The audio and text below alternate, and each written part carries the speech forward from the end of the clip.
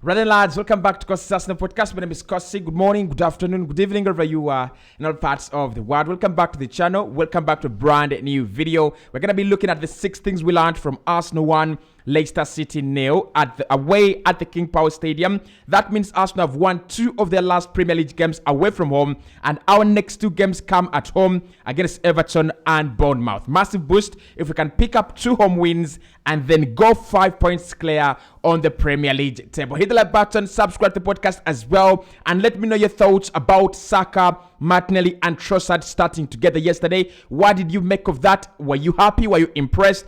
Personally, I thought there was something lacking, but they were better than Nketiah in there. So I want to see that 3 again, but let me know in the comment box. Do you think that those 3 should be playing together until Gabriel Jesus comes back? And then according to what you saw yesterday, the missing of chances and the missing of a number 9, how much do we miss Gabriel Jesus, and how quickly should we get him back? Hit the like button. Let's get this one to 500 likes. Subscribe to the podcast as well. Right, let's get into it. Number 1, I think Arteta found his new attack. That is Gabriel Martinelli, Saka, and Leandro Trossard. And of course, we've talked about it all the time. Even before we did the game and the preview, we had already said that Nketiah doesn't look right in that Arsenal team. It doesn't look like a player who's giving us a lot going forward. I thought dropping into those deeper areas, he's still doing that very, very well. The hold-up play is good, but when you look into the fact that you're looking for goals, when you're looking to penetrate the defensive lines, I don't think Nketiah is the man. Both Gabriel Martinelli and Leandro Trossard got on the score sheet yesterday. Actually, the 3 of them, Saka, Martinelli, and Trossard, got onto the score sheet yesterday. The difference was how many goals were allowed. For me, if the lines had been drawn for the Gabriel Martinelli goal, I kind of feel like he was onside, like slightly onside. Yes, he was bending into an offside position. But then I'm looking at Christensen. I'm looking at Gabriel Martinelli as well on the same line. And my head, I just can't, afford to go, it's an offside. I want to believe it's onside. I didn't see the lines, to be honest. I'm not really convinced it was purely onside or purely offside. But when you look at the rotation between Trossard, Martinelli, and Saka, you absolutely love it. I'm gonna give you an example. The penalty that we were asking for, it was Saka in the number 9 position. So if we had gotten a penalty, Saka would have won a penalty in the number 9 position. But then also, you've got to look at Saka's goal that was disallowed, the Gabriel Martinelli offside situation. Again, Saka is in the middle of the goal, is in that number 9 position. So it literally means that when Leandro Trossard plays there, it allows Martinelli go through. It allows Saka go through as a number 9. The only player that I didn't seem to see elevated in those circumstances and scenarios was actually Granit Xhaka. I expect more from him especially when you're playing on the left-hand side, especially when Trossard is drifting out on the left. I expect Xhaka to be occupying those penalty areas, goal-scoring areas, and then finding the back of the net. But to be honest, that front 3 actually really gave me a lot of vibes. Trossard, the goal was absolutely very, very good. And VAR, we're going to be talking about them, of course, every single week. We do talk about VAR. I don't know why Arsenal are in the spotlight with VAR. Is it because we're doing very well? Is it that the clubs just not complaining? I'm not really sure about that. But to be honest, the new attack, the new front 3 looked very, very amazing. I like the swapping of positions, especially Gabriel Martinelli going through on goal. That is one thing I've been lacking, and we've been really, really not doing very well in the past games. Martinelli has been staying out wide, which is actually very good, because if you can stretch the pitch, stretch the back line of your opponent, it actually creates a lot of sense. But you also want to see Gabriel Martinelli run into the penalty area. You want to see him run into the box, because it's a good finisher. And Leandro Trossard, that pass to set up Gabriel Martinelli for the goal, it's absolutely expensive. So point number 1, the new attack seems to be working very, very well. Now, my second point in things we learned, VAR is a total disgrace. Let's talk about them once again. I mean, I don't want to be the morning guy about VAR all the time, but I want to understand when contact in football is no longer allowed. When is football a social distancing game? When is football like tennis? When did we start treating football like beach soccer, or sorry, not beach soccer, beach volleyball, right? You cannot come into contact with the opponent. I'm looking at the goal that was disallowed here, first and foremost, and I'm asking myself, how is that one disallowed? Okay. How is that one disallowed? How is such minimal contact? The goalkeeper comes out to punch the ball. He gets a very clear punch at the ball, in my opinion. All right? Because for me, if there was no... Because Ben White is not even reacting to the ball. Okay? Ben White is not even reacting in that situation. He remains standing. And I think... look, I don't think the goalkeeper was trying to pull his arm out of Ben White. I don't think. It's just regular contact that happens in the penalty area. We have conceded a similar goal, actually a worse goal, because Douglas Luiz, against Aston Villa in the first leg, brings in a direct corner. It's coming into the net, and Aaron Ramsdale is being pushed and obstructed on his goal line. VAR then says it's a goal, it's all right. And yesterday, a goalkeeper has a clear punch at the goal. It is away. Xhaka has a touch. Trossard has a touch. Then Trossard has another touch. Leicester have all the time in the world to get back in shape. And it's given for a foul. That was a foul. Such contact was a foul. In my opinion, if that is a foul, then we're going to have penalties every single week. That was a weak decision from VAR. I mean, just let the game be, to be honest, right? Just let the game be. You don't need to be in the headlines every single week. But what annoyed me is the penalty that's not given against Saka a few minutes later. That is what I don't understand. If the goalkeeper has been obstructed, right, and there is contact between them and Ben White, and you've given a free kick to the goalkeeper, that is a penalty for Saka. Because the contact against Saka is more, is greater, in my opinion. And I think Saka is in a goal-scoring position and could have headed that ball into the back of the net. For me, it could even be a red card, to be honest, denying a goal-scoring opportunity.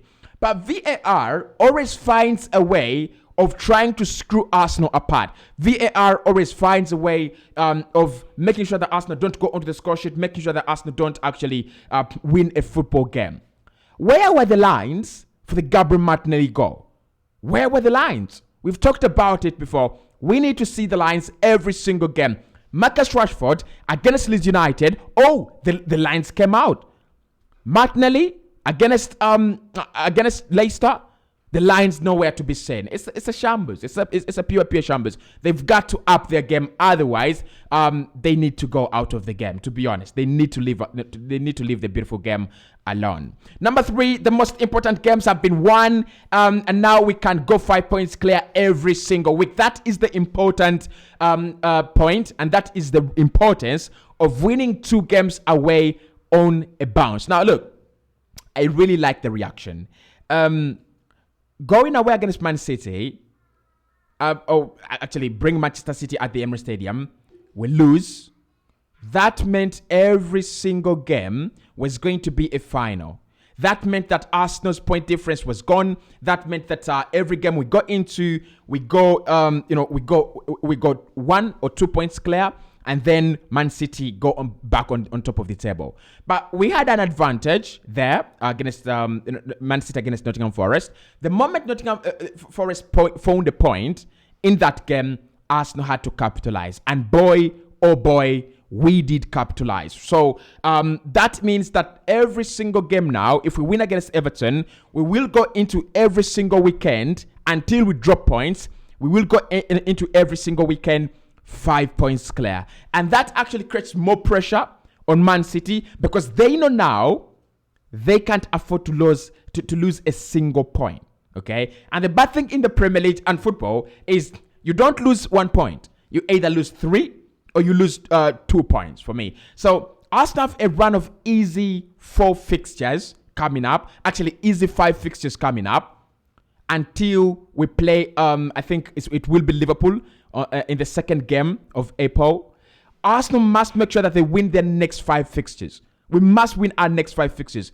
Everton at home, Bournemouth at home, Fulham at the Craven Cottage away. I think Crystal Palace will be coming at the Emirates Stadium. And then I think that will be Leeds United at home. We must make sure that we win each and every game of those wins. If we do that, and then pray that Man City drop points somewhere, so that Arsenal go around 7 points clear or 8 points clear. It means when we go at the Anfield, and we drop points, probably 2, we retain our 5-point advantage. Then after that, we'll have 2 easy games. That will be Southampton and kind of forgetting the other team, but it will be Southampton.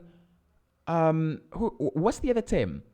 2 easy games that we expect Arsenal to win, and then we run into a run of difficult games. The last 6 fixtures in our calendar don't permit us to lose any games before we play Manchester City. So in my opinion, that's a those were 2 very important wins away from home, and that Leicester City win actually means a lot for us. Number 4, Arsenal's response to Brentford, Everton, and City was absolutely strong, and that is what we needed to do. I've talked about it in the third point. If you want to go like 7 points clear, 8 points clear, like the likes of Napoli have done, like the likes of Barca have done. Barca now 10 points clear of Real Madrid potentially. If they win their game, they have to play today. So if we want to be like those teams, what we have to do is create pressure for the second team. Create pressure for the runners-up. I looked at Madrid yesterday. When they went a goal down, Atletico Madrid had a red card. They went a goal down. They panicked a little bit. They did scramble a point, but they play like a team who feel the title race is gone, right? And for me, it's not yet gone. Barca do have a couple of injuries, but if Arsenal want to do that, this is the kind of response we need to put in. This is the kind of shift we need to be putting in every single game. So can we go 5 games unbeaten? 5 games, 5 wins. If Arsenal can do that, collecting 15 points after the loss against Man City, it means nothing, right? And the only thing we have to do is pray that Man City lose either against Liverpool or against Newcastle in there. If they can drop some points, right, around there, drop some points around there. I know we have Newcastle second leg. I know we have City. I know we have Brighton. I know we have Liverpool. But tell you what, that comes in the last 6 games of the season. So if Arsenal can go into the last 6 games of the season, 8 points clear, the title will be ours to defend, okay? The title will be absolutely ours to defend. So I'm not really afraid, and I really thank Mikel for that strong response to the defeats. Now, point number 5 is very important. Dominant Arsenal is back. Guys, when did we last see Arsenal dominating a game away from home like that? I'm going to tell you the statistics in this game, and you're going to be absolutely amazed, because Leicester had 1 shot on goal, none on target. 1 shot on goal. Which shot was that? Let me try to recall, because I think I can recall it. Was it Harvey Barnes trying to have a go? No, it wasn't Harvey Barnes. Was it Tete? And that came in the second half as well, okay? So 1 shot from Leicester, none on target. Arsenal 10 shots, 2 on target. Possession, Arsenal 66. Passes, Arsenal 613. Everything we did in that game was double Leicester's. In terms of corners, listen, in terms of corners, we had 8, they had none. So, look, if you're going to win the title comfortably, you need a run. You need to go on a run, like 6-7 games. And in my opinion, you cannot go on a run if you're going toe-to-toe with every opponent. If you're struggling to beat opponents, right? If you're struggling to control games.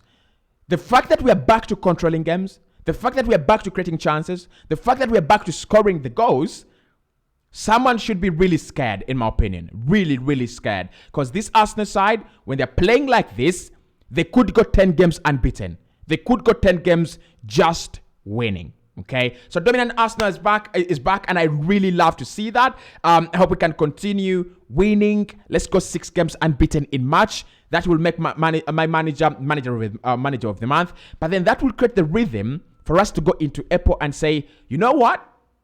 City, you're in Apple. Newcastle, we are playing you in Apple. Liverpool, we are playing you in Apple. Bring it on. Let's have a go. And then lastly, now we need momentum to build up more points. That is absolutely very, very key. And that's what I've been talking about. You look at our last 5 games. We've won 2, lost 2, drawn 1. That is not a very, very good run. But hopefully on Wednesday, if we can get the 3 points, that means in our last 5, we will have drawn 1, lost 1, and won 3. All we want to go on is a run. Sean Dyche is going to be a very, very difficult game. Emotionally, Arsenal will want to get their revenge, but Sean Dyche will try to stop that. But can we go on a run? That is what we are asking for. That's what we are looking for. Can Arsenal go on a run? Pick up more points. We need to win this title with around 87 points, okay? So those are 30 points to go. We have 14 games to go, okay? We have 14 games to go. And if we can win 10 of those, 10 of the last 14, that means Arsenal will have 87 points. And then maybe draw 3, that gives us 90 points, right? There is a big chance that Arsenal will get into the 90s in terms of points, the 90s. But to do that, we've got to win at least 10, okay? Actually, at least 11. 11 of the last 14. Actually, listen to this. If Arsenal win 11 of the last 14 games, we've taken the title. To be honest, we've taken the title. Because if we win 11, that means there is 9 points left. Of the 9 points, Arsenal will only need to grab 5, okay, of the 9. So win 11, pick up 5 points of the remaining 9. How do you do that? I don't know. You still have to win, okay? But and of course, listen, City will drop points. Right? City will drop points. City are not invisible anymore. City are not that team that are almighty. They won't drop points. They will drop points, okay? So those are my 6 lessons that we got from that dominant win. And of course, I'm going to take a break, give you the updates that are around, and then switch back again to the Everton previews. I'll speak to you in the next one.